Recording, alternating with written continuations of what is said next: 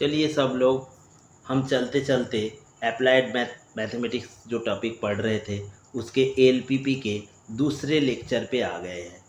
जो लोग नए हैं प्लीज़ एक बार L1 यानी लेक्चर 1 को देख लीजिए, तभी आपको इसके बाद से समझ में आ जाएगा। ठीक है, तो पिछले वीडियो में हम लोग लेक्चर दिए थे, जो वो लेक्चर में हम लोग डिस्कस किए थे एफएस और नो एफएस के बारे में। वो क्या होता है देखे थे, वो R2 में ही होता है। तो मान के चलिए किसी भी सॉल्यूशन 1-2 टाइप का आ गया, that means x1, x2 equal to इस टाइप का आया, ये संभव है यस। लेकिन अगर किसी भी प्रॉब्लम में ऐसा ऑप्शन डाला हो -3 -4, तो ये तो तुरंत चला जाएगा। क्यों, हम लोग डिस्कस कर चुके हैं लेक्चर 1 में, एक बार देख लीजिएगा। एलपीपी का अगर कोई, हमेशा इस बात पे ध्यान दीजिएगा, एलपीपी का अगर कोई सॉल्यूशन आएगा तो वो आएगा ये जोन के ऊपर, ये एक्स एक्सिस वाला और ये वाई एक्सिस वाला, ये दोनों इंक्लूड होगा। और उसके साथ साथ ये फर्स्ट क्वाड्रेंट पे सारे हो सकते हैं। मतलब कि यहाँ पे मानिए ये 3 पॉइंट है, ये हो सकता है क्योंकि ये ग्रेटर इक्वल टू टाइप का है। ठीक, यही लास्ट कॉन्स्टेंट में डाला गया है। कॉन्स्टेंट्स क्या है, इसके लिए एक बार फिर लेक्चर 1 पे आके डाल लीजिएगा, तब आप आसानी से समझ सकेंगे। ठीक है, तो आगे चलते हैं। हम लोग 2 पॉइंट डिस्कस किए थे इसके बारे में, एक था ऑब्जेक्टिव फंक्शन, एक था कॉन्स्टेंट्स। अभी तीसरे पॉइंट पे ध्यान दीजिएगा। हम लोग अभी थर्ड पॉइंट को लेके चलेंगे, पॉइंट नंबर 3। ये क्या है, ये बहुत ही इम्पोर्टेंट पॉइंट होने वाला है। नंबर 3 पे थोड़ा बहुत ज़्यादा ध्यान दीजिएगा। अब सवाल ये आता है, अगर ये प्रॉब्लम ग्राफिकल के ऊपर है, जैसे कि हम लोग लेक्चर 1 में डिस्कस कर चुके हैं, ये प्रॉब्लम ग्राफिकल और जियोमेट्रिकल सॉल्यूशन पे है एलपीपी का। तो अगर ग्राफिकल पे है तो ये सवाल आता है कि हम लोग कैसे इसको ग्राफ में प्लॉट करेंगे, क्योंकि ग्राफ के सहायता से ही तो करना होगा। तो देखिए एक बार कैसे हम लोग इसको ग्राफ में पॉइंट 3 प्लॉट करते हैं। ये होगा, अभी ये पॉइंट होगा how to put in graph, यानी कि ग्राफ में कैसे इसको डाला जाएगा, ये हम बेसिक से उठा के चलेंगे। तो पहले हम R2 को एक बार खींच लेते हैं।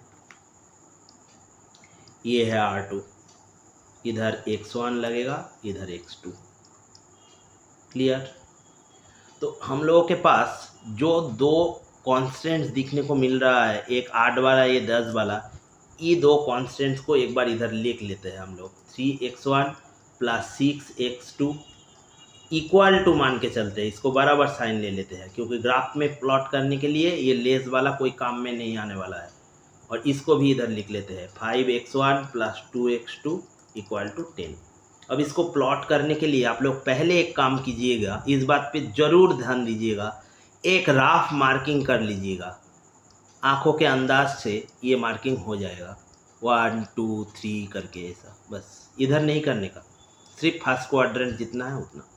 ठीक, तो ये 1 2 3 4 इतना ही है। आप लिख सकते हैं, पहले जब सीख रहे हैं कॉपी में लिखिए एक बार, एग्ज़ाम में नहीं, ज़रूरत नहीं होगा इसका। आप खुद समझ जाएंगे कि कब ये ज़रूरत है, कब ज़रूरत नहीं है।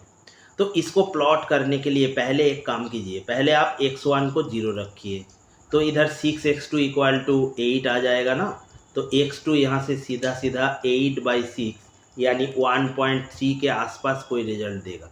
तो 1 तो यहाँ है, इधर मान के चलिए 1.3 इधर मिल गया। ठीक, फिर एक बार x2 को हम 0 रखेंगे तो 3x1 8 हो जाएगा, यानी x1 8/3 वो आएगा 2.6 के बराबर।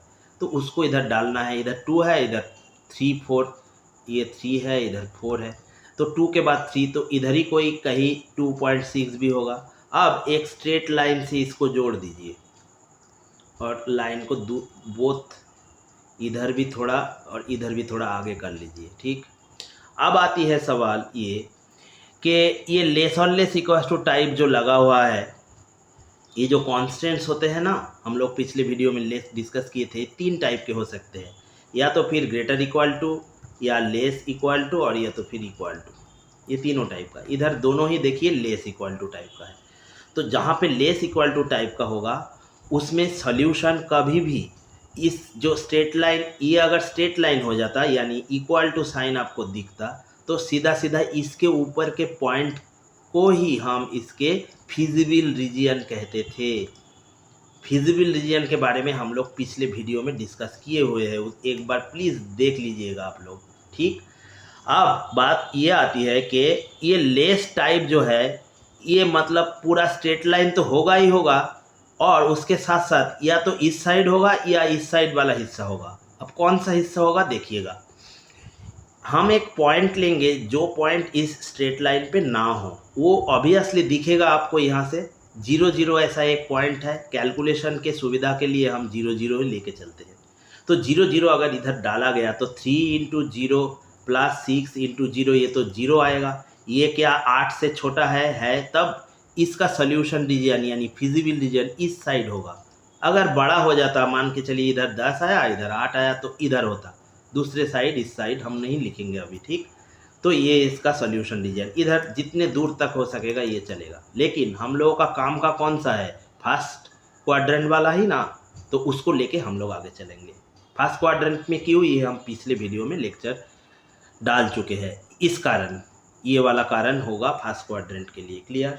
तब हम आते हैं इसके ऊपर। एक ही तरीका से अगर हम इसको देखेंगे तो एक बार 101 को 0 डाल देना आप लोग, तब हो जाएगा 100, इसको 0 डालेंगे तो 5x1 10, x1 2, और इधर 0 डालेंगे तो हो जाएगा 2x1 10 यानी x2 5, ये दोनों आ जाएगा सामने।